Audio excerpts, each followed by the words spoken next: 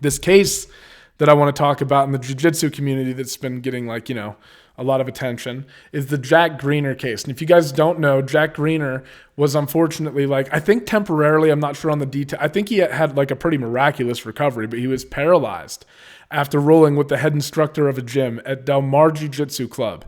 This was back in 2018, so 5 years ago in San Diego. So a lot going on here and a lot of different pieces to this, but Jack Greener was at an open mat. I believe Jack Greener had former competition experience, right? So there's that element to consider.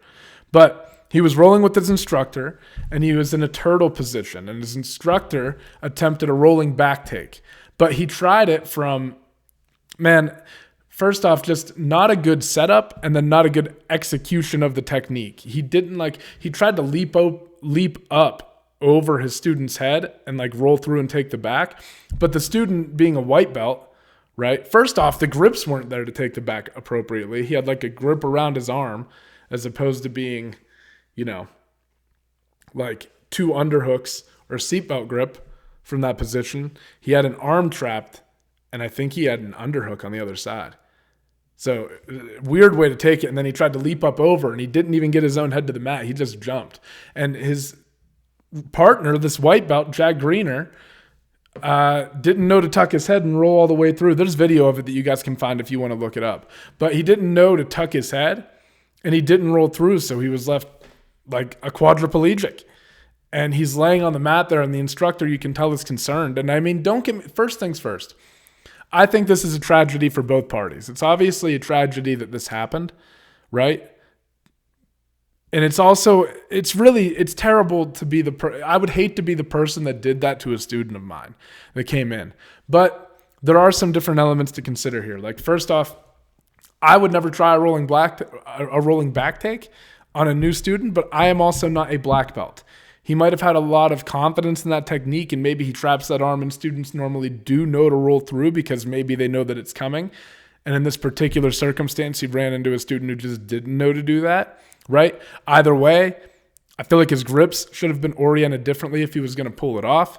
But, shit happens. Things happen. It is jiu-jitsu. This is what I don't want to get, because I'm going to say something that I don't think most of the jiu-jitsu community will agree with, and it's that I do think that somebody had to be held liable. I was talking about this to my wife, and it's whose fault is it? It's not nobody's fault. Somebody has to be at fault here. I mean, the man was left paralyzed. And I know that the intent might not have been there. You can never assume the intent. And I don't think the guy did it on purpose. I never assume that about anybody who's participating in jiu-jitsu and a guy who got his black belt. I don't assume that at all. I don't assume that I don't think he's trying to hurt the person. I don't think that's most people. You usually, if you're doing jiu-jitsu and you've been doing it that long, you're there to get good and work techniques and just sometimes you're trying to win a roll, but you're never trying to hurt the person like that. Your goal is always to submit and get them to tap, but never in a way that actually damages them or hurts them, most of your training part. That's why you don't hear about situations like that a lot. It's most of the time injuries happen. Don't get me wrong. I mean, injuries happen a lot. There are a lot of injuries, but a lot of them, they are avoidable, but it's just part of the sport. But this one with the rolling back take and everything, it's you do got to kind of exercise better judgment. And somebody does have to be at fault here. I would hate to be the person that did this, but I would also think that I would consider it my fault. Reviewing it and looking, I don't know though. I'm not him. I didn't go through it. I don't know how I would feel. It's so hard to say that. It's so hard to say. I'd like to think that that's the mentality I would have, knowing it's an accident, but somebody's responsible here. And it's certainly not the person with less experience. And there's only two people involved in the role. I mean, and here's the thing. People are really disappointed with Rener Gracie because he was paid $100,000, I guess, to be an expert witness on the case. And he basically said that he gave them his opinion. And he did mention a lot of things. I watched Andrew Wiltsey's rebuttal to this, and Andrew Wiltsey made a lot of good points. I agreed with a lot of the things that Wiltsey said,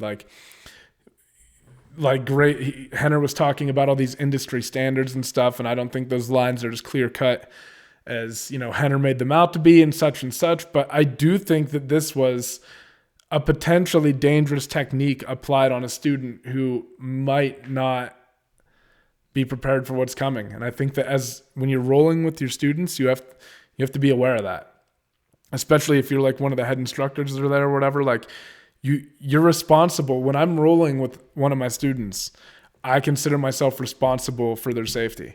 And I just, out of some people have different mentalities on this, but I try very especially on newer people. It depends. If you're like a seasoned white belt a little bit, and this kid maybe had prior experience, you will turn it up a little bit. But I'm usually not trying I don't know. You're not trying to kill the motherfucker.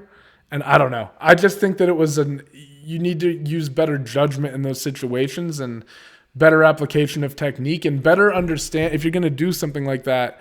If you are going to perform a move like that, a better understanding of how the technique works and where your hands need to be positioned in your grips.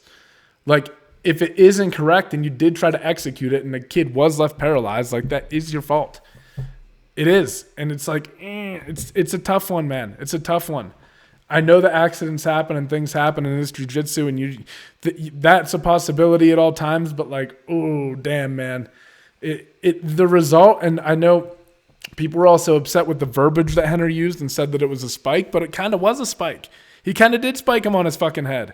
He didn't pick him up and fucking tombstone him, but he dropped him on his head. I mean, essentially, he took away his ability to post and rolled him through, and then the kid didn't know to roll his head through, and he's the one who caused it. It's a sad reality, but that's my take on it as well.